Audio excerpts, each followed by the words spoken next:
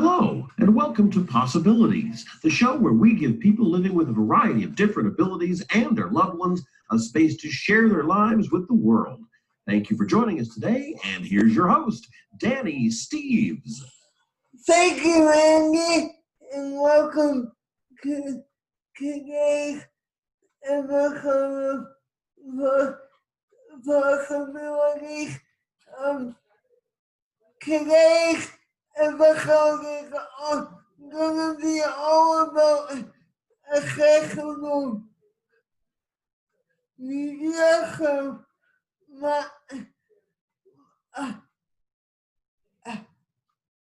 my guest today is going to be Devan Cruickshanks from a former student of the accessibility media program at Mohawk College. So we are going to talk about accessible media a lot, as well as accessibility in general. So looking forward to this conversation coming up.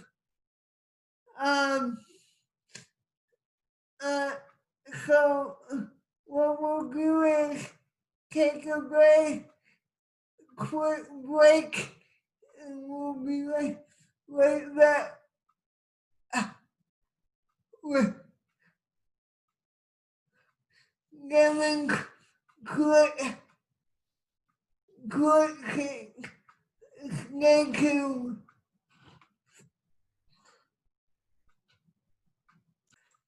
And welcome back to Possibilities.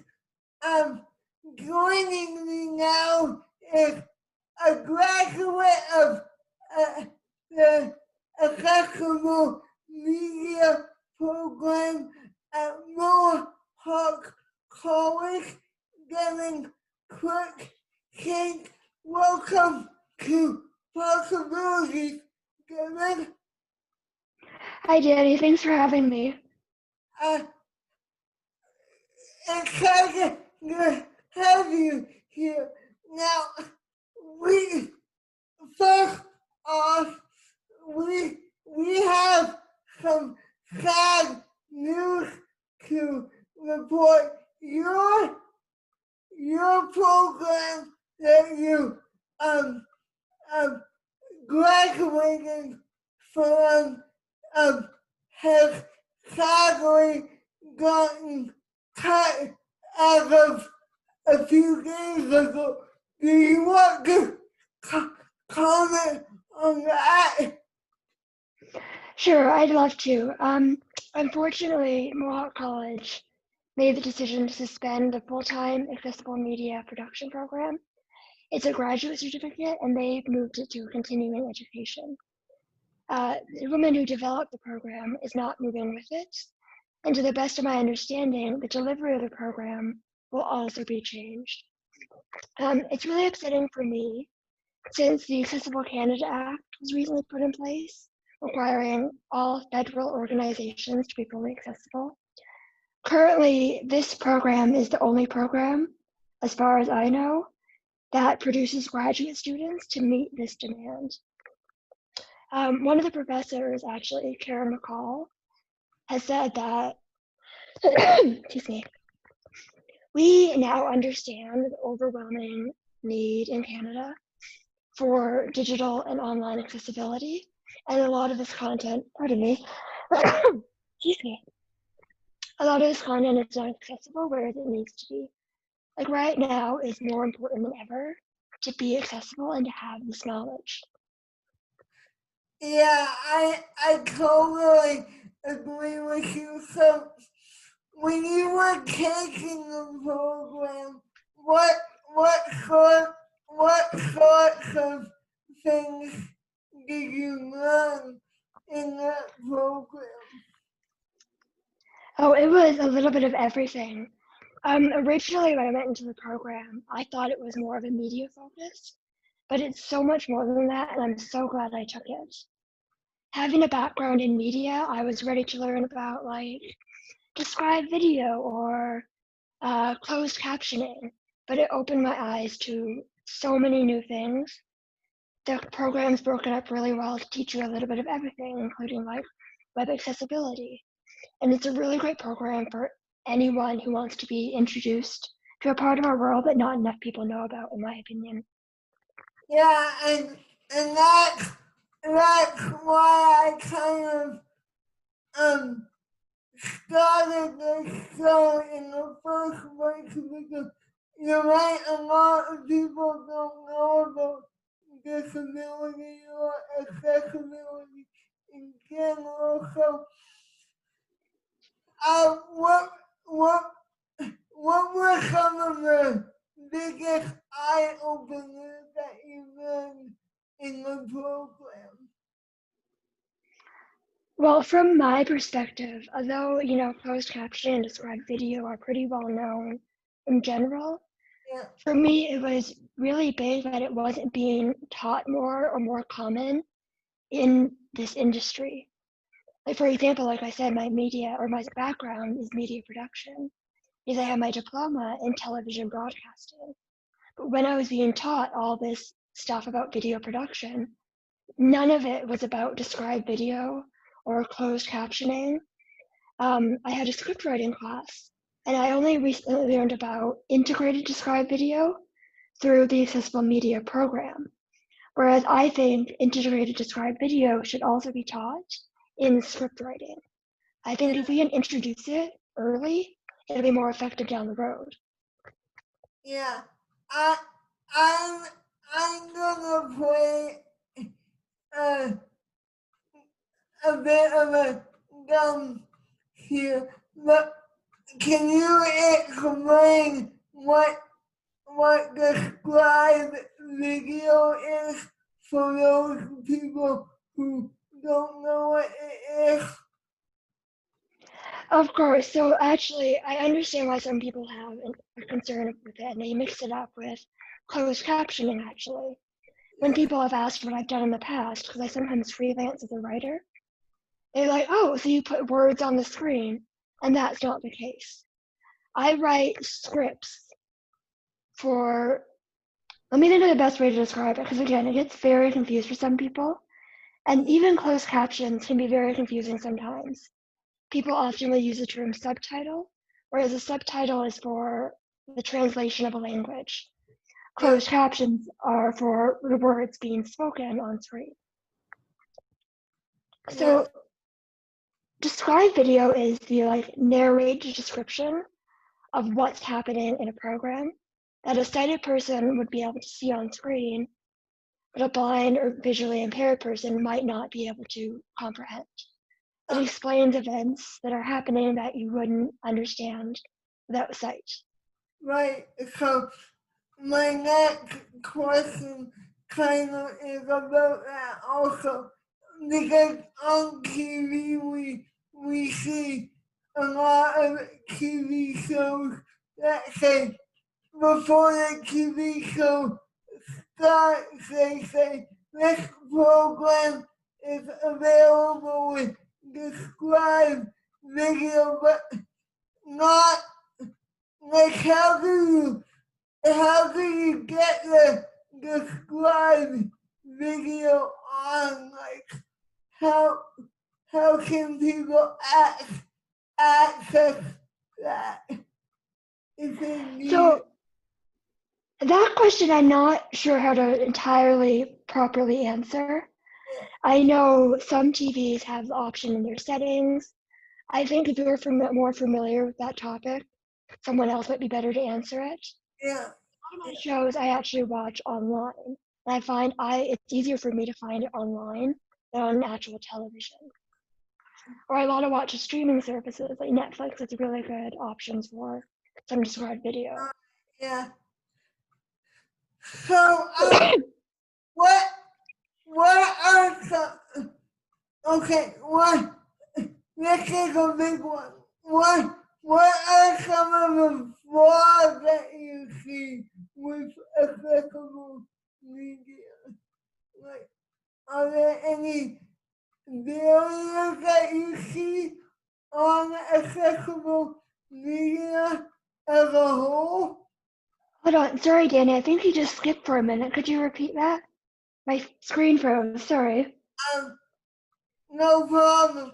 I was just asking, is there any flaws that you see with accessibility in media? Like, what are the biggest mis misconceptions about accessible media? Oh, goodness. I feel like there's so many, I wouldn't even know where to start. Oh, let me think for a minute. Yeah. Honestly, they're all over the place. On your last show, you spoke about accessibility being presented in media, on TV shows and films. That's a big one for me because I've seen shows and they don't use actors who might have just different disabilities. Yeah. What's one good example? The Good Doctor? Are you familiar? I don't really watch the show, Yeah. but I'm aware of the storyline, and I don't know. I think I understand why some companies don't use disabled actors to a degree, but I kind of wish they would more. Pardon me. There is one show I really fell in love with. It's called Speechless. Yeah. Yeah, I want that a bit too. But I was disappointed in that one because I googled the actor and Yeah? he wasn't actually in a wheelchair. So what was your opinion on that? Do you think he should have been in a wheelchair or not? Like, Oh, well, I thought he was. That's my mistake. My understanding was he was able to speak some words, whereas the show, it's his character no, doesn't speak at all. no, I think I could be wrong, but when because I was curious about that one too, but I don't I don't think he was actually in a wheelchair because I saw a picture of him standing up and I was like, why do they keep doing that? Like Yeah.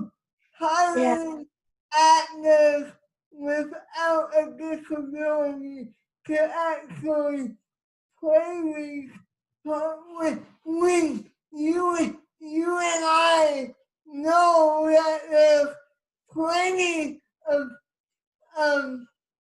actors who would love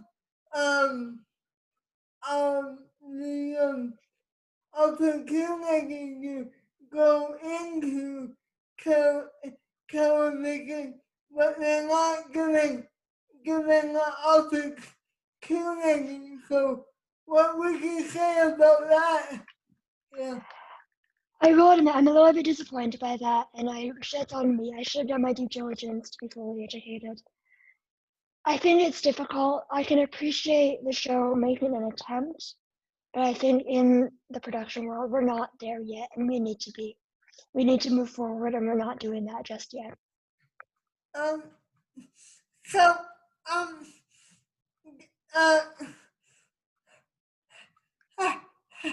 if you don't mind me asking, how old are you? Like, yeah, how old are 23. you? Yeah, I'm 23. Yeah, and what got you, what got you interested? Like, did you get, did you always want to get into media, or what got you accessible media first of all? So surprisingly, what got me into accessibility and as a whole was just one conversation with one of my professors. So let me start off in high school. High school, I really enjoyed video production, the shooting, the editing. I thought it was really fun. Yeah. So I found the program at Mohawk and I'm like, yeah, this is kind of interesting. So I took the program, I graduated the program, I'm like, okay, what do I want to do with my life? I thought for a while I wanted to work on sets and be the hands-on.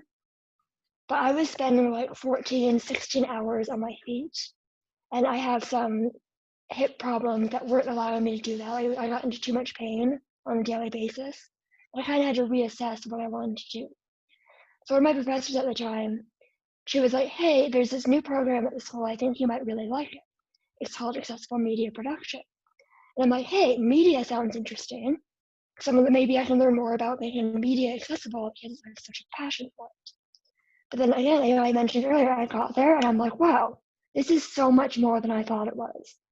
I'm still drawn to more of the media aspects of accessibility, but I'm so glad I went because I learned so much more, making documents accessible, videos accessible, all the whole shebang, and I'm really glad I went. What? Yeah. Did the program just focus on video and video, or did it focus on other kinds of media as well, like like radio, or for example, like did it focus on any other types of media, or just television and movie writing or whatever? Like, yeah. So maybe, I don't know that I'm the best to promote this program because I'm so media focused and that's what I enjoy the most. Yeah. But the program, as it was set up by Jennifer Curry, was really, really well done. The program over 2 semesters was split up into 6-week increments. 6 weeks, 3 weeks. And in each of those little blocks of time, we'd learn a different skill. So 1 week we studied the legislation of accessibility needs. Then 1 week was describe video and captioning. 1 week was making PDFs and Word documents accessible. So you really got the whole shebang for the biggest bang for your buck, really.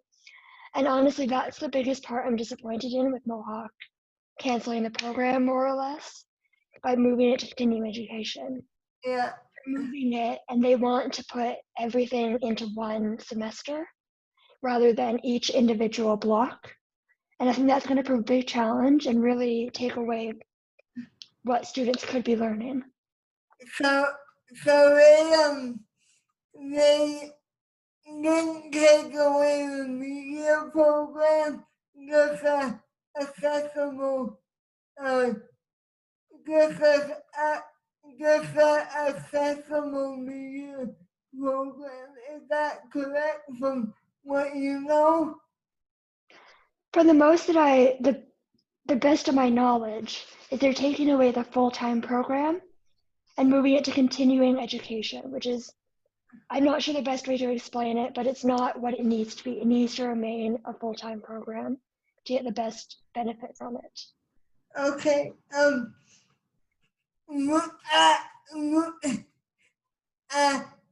Again, I'm sorry if I sound like a broken record, but what would you like to see moving forward in the media? Like, would you like to see more disabled actors, more more stories about disabled people? Like, what would you like to see? So I also should define the word media. Media is a very broad term. I'm focused, like my experience in education is focused on like television production, Yeah. video production, that kind of thing. Yeah.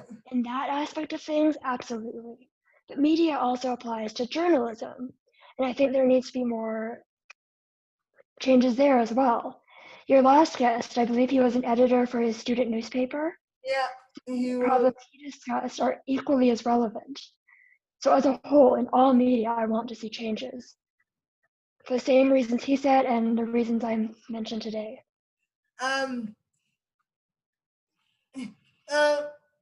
What in your mind in your mind how can we make those changes? Like, what's the starting point of making those changes and making people aware of those changes? That's a really big question. Honestly, I think at this point, literally anywhere is a good starting point. Even if it's just making your document you're sending to a friend accessible. Right now, anything I think is better than what we have. For me, now having this knowledge, anything I do, I'm like, hey, this should be accessible. I'm helping out with a website for a company shortly. And I'm going to say, hey, well, although I'm helping you with this portion, is your website accessible? It's just bringing the idea and the topic to people's minds. Because I will recognize that not a lot of people fully understand what this is or why it's important to have.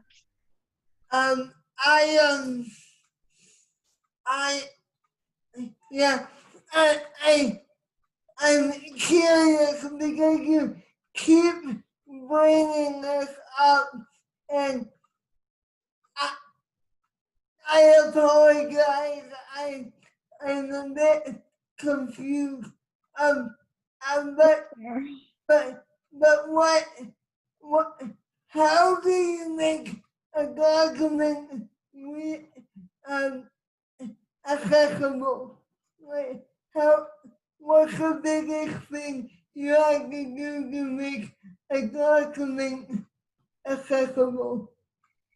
Well, this is exactly why we need the accessible media program to say where it is. It has those courses that are needed. There are some basic things you can do to make it accessible, but really you need to fully understand how. Microsoft Word has some great tools to use to help make your document accessible. Honestly, things like this can be pretty easily Googled, but again, this is why we need a program like this to stay where it is. Not enough people know how, and more people need to learn how. Does that make some sense? Is that helpful? Yeah. Do you have any plans of talking to Mohawk and seeing if you have the because you took the program in the past, do you think you have the capability and the voice to change Mohawk's mind and bring back the accessible media program? Or Well, I hope so. I'm going to be trying to do everything in my power to make that change. Because, I sound like a broken record now. People need this. All of my friends from my TV program, my fellow graduates, I've talked to them about this and they're like, hey, we never really thought of this. And it's just one of those things that they don't know about it till you tell them. And they're like, hey, well, how can I learn to do this? And if I don't have a reference point and say, this program can teach you that, what are they going to do? Like, this is the only program in Canada that offers something like this, which again is why it needs to stay where it is. My friend Anthony, who is actually in the accessible media program with me, is also really good at promoting different accessibility things. And I think his show like that is another really good tool for promoting this and the importance of accessibility in our world. You might have heard of it. It's a show and turning into a podcast known as Above and Beyond. It's a really great program he has at hosts. It's focused on motivation, innovation, celebration, education, and empowerment on this topic. He's a really good speaker, and I really think he can do a lot of good in this world. Um, when did your friend start the program? Like, when did he get started? Just recently, or has he been doing it for a long time? To the best of my knowledge, he started a few years ago on the official show on Cable 14 in Hamilton. But outside of that, you know, I'm only most familiar with his recent work. And I'm really excited to listen to his podcast moving forward. Yeah, okay, what are the, like, how can we get how can we get disabled people out in the media? Like, how can we get people to know this stuff? Like, and make people realize that disabled people have something to offer the media world, whether that be in television, movies, theater, or anything to that effect. Like, how can we make people see disability in media? Pardon me. Oh, excuse me. Another big question I'm not sure I can fully answer. I know there's so much advocating to be done, and as an able-bodied person, that's really easy for me to say. The media industry is very male-dominated, so the woman in this industry, I know how difficult that can be. So then trying to reintroduce disabled bodies into this industry I think it's going to be a challenge, but it needs to be accepted. I think people need to know about it. I think people need to realize that it's important and that everyone's people. No one's lesser, no one's higher. I recognize that a lot of productions, it comes down to money, and I think that's unfortunate. But it needs to be accepted that it's not about money. It's about people being people. And I also think that people, directors, are afraid of hiring actors, for example, because they're not sure how they would behave on a movie set or a television set. Do you think that is an accurate um accurate assumption or not really? It's hard for me to speak because I haven't been on a lot of productions before, nor a director. But if I'm looking at it from a production side of things, I see concerns as they might think maybe it would be more time consuming. Time's really big because, you know, time is money. And many productions move very quickly. And, you know, I left the industry earlier because I said it's a long, long time some days, and I just can't keep up with it. So I think it's a lot of little things. And I'm sure there are ways around it, and I think money is another big concern, but I wouldn't even know where to start with fixing that. But like I said, you know, it needs to, and if I can be a part of that, I'm going to do everything in my power. What what what is next for you moving forward? Like, yeah. Well, you know, when I graduated my TV program, I was like, I'm going to work in production. But I'm like, wow, accessibility is kind of cool. I have also a certificate in administration because I wanted to get into some pre-production work. Yeah. So right now, you know, I had some freelance work I was doing and I was happy with. But then we got hit with a pandemic. So I'm kind of seeing where things take me for now.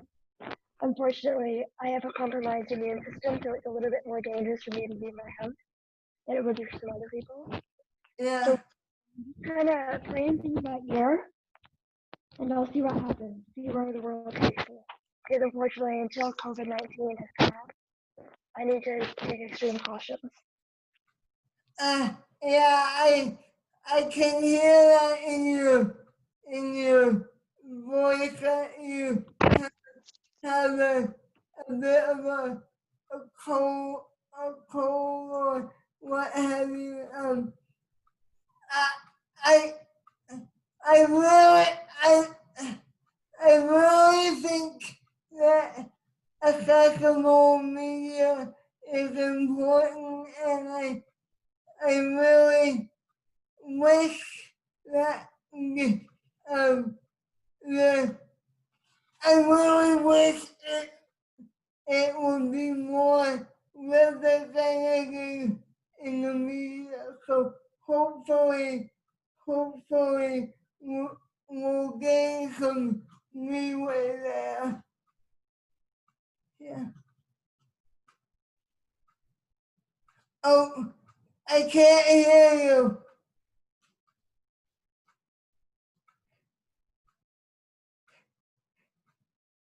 Can't hear you, Kevin.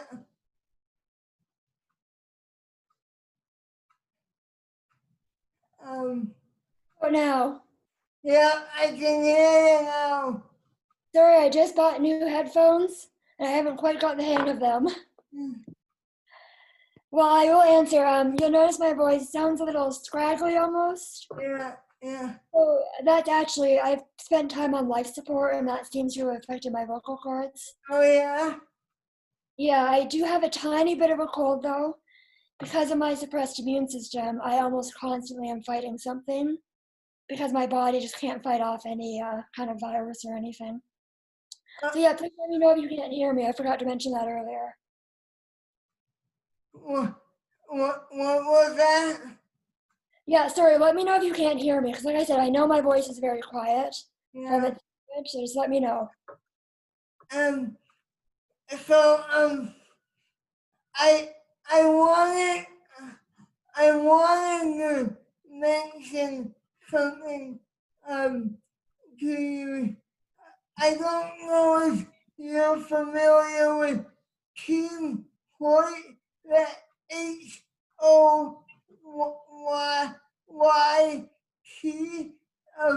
and they're a father-son team who run across Canada, and they do or run across the U.S. soil and do all kinds of swimming events and running events, and the father pushes him in a wheelchair because he's disabled, and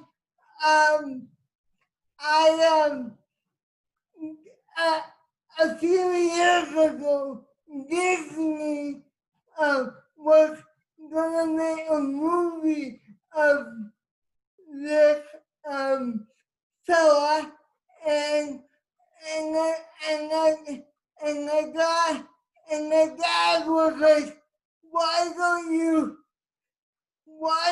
you actually use the actual guy in the movie that you are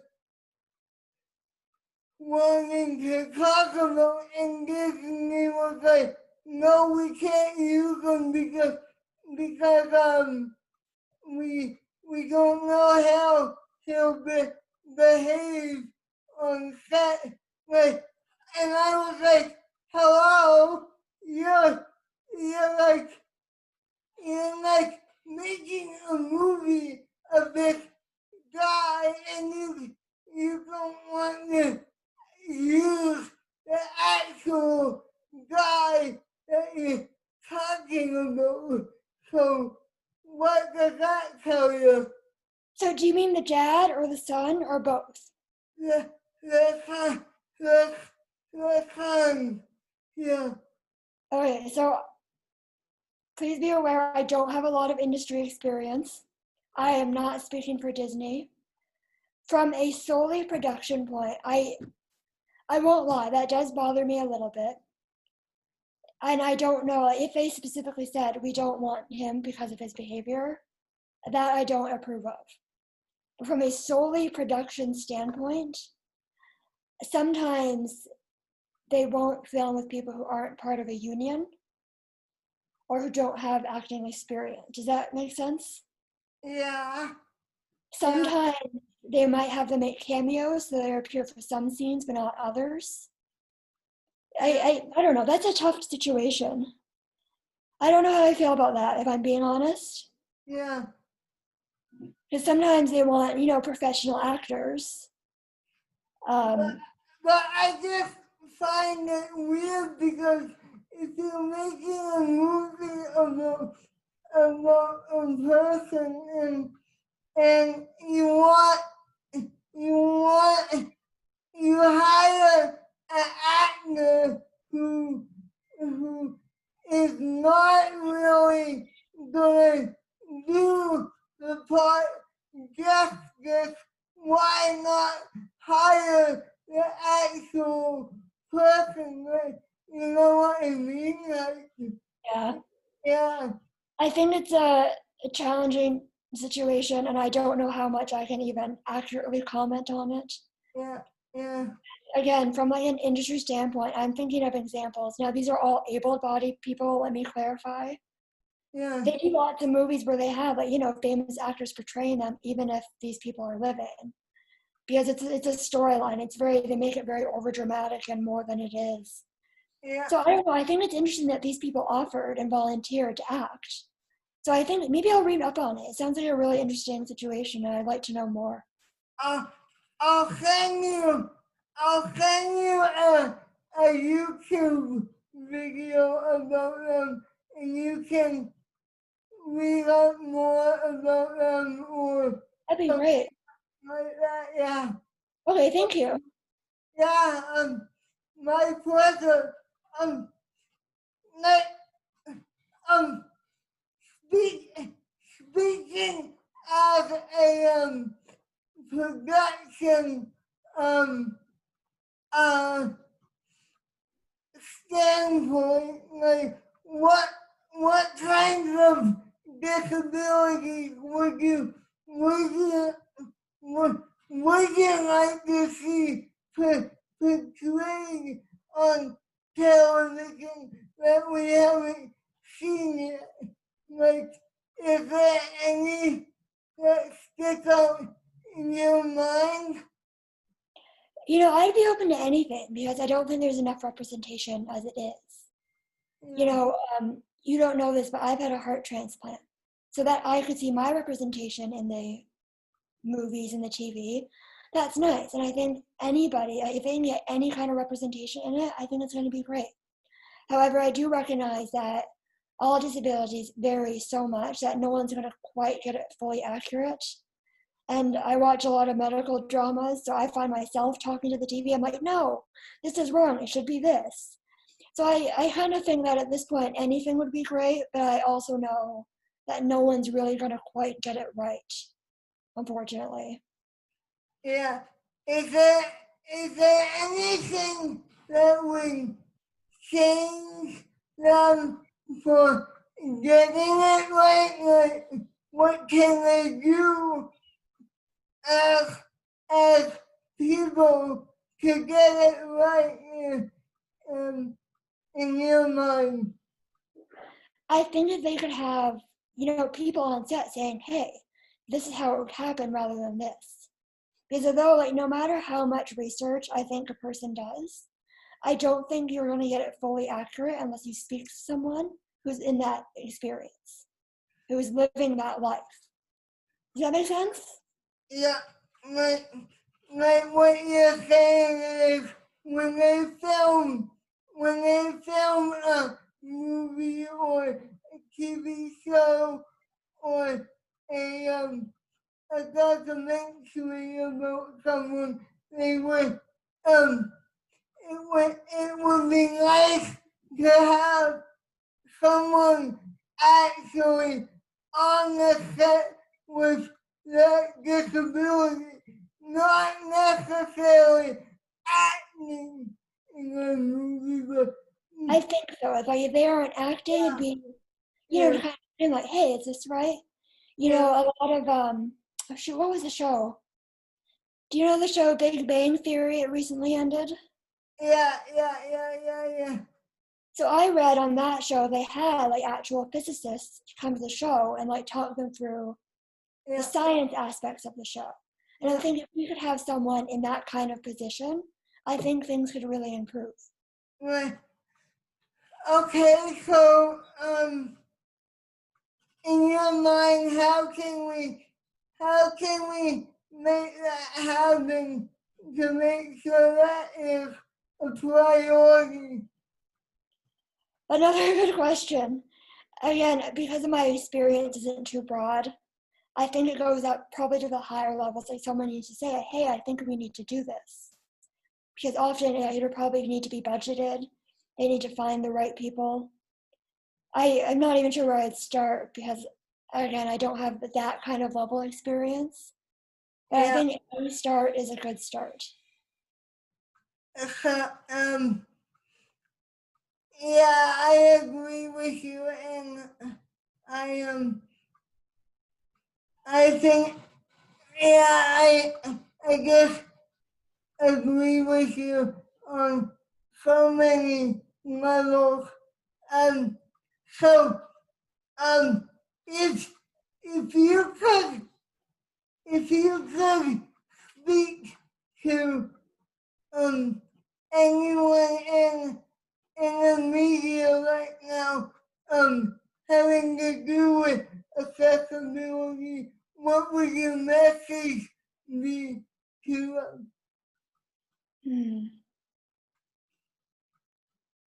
It would be anyone at the top of the food chain, top of the food chain, say, hey, you need to make changes and you need to go to the right people to find them.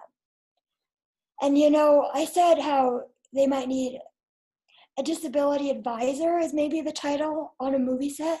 There might be some shows or movies who have that, but I would make sure everyone everywhere knows that there needs to be changes. I think little changes are great, but if I had the power to go to number one on top, I'd say it's got to happen and it's got to happen now. And I mentioned earlier that Google is a great tool, but it's not the best tool. It's not the only tool. Moving, we're getting close to the end here, but moving forward, what are your dreams and goals for the future? You already answered that question, but can you expand on that a bit more? Like what? Yeah, I can try. Yeah. So maybe I think my dream job one day would be able to make it somewhere in the production industry where I'd be able to make changes.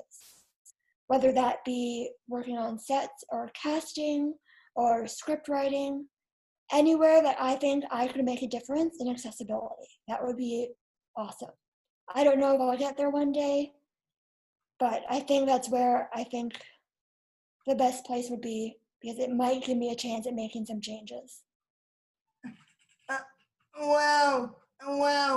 Just hearing your story today, I can tell you're a driven young woman, and I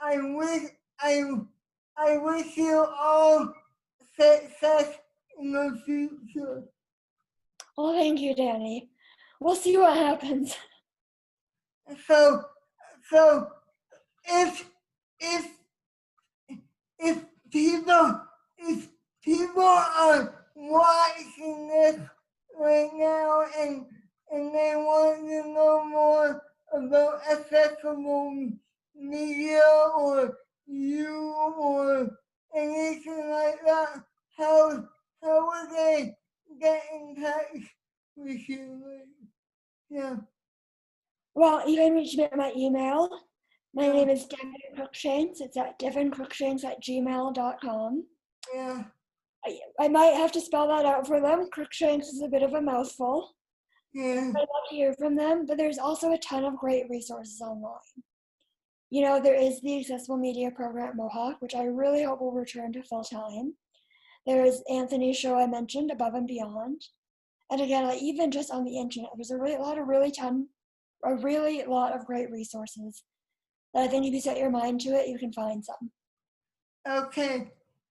So, thank you for joining us on the show today, and all of the best to you. Thank you, Danny. Thanks for having me. All right, so I want to talk to you a bit off camera, so hang on. I'll Okay. get to you in a bit. Yeah. Thank you for joining us today, and if you want to email me at the show, my email address is possibilitieshow@gmail.com. If you have any show ideas or questions or anything like that, I would love to hear from you.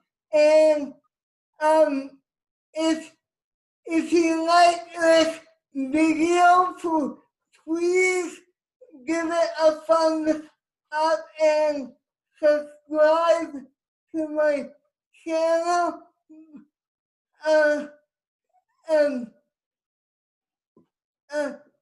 But until next time, keep the gift of disability, and we'll see you next time. Bye for now.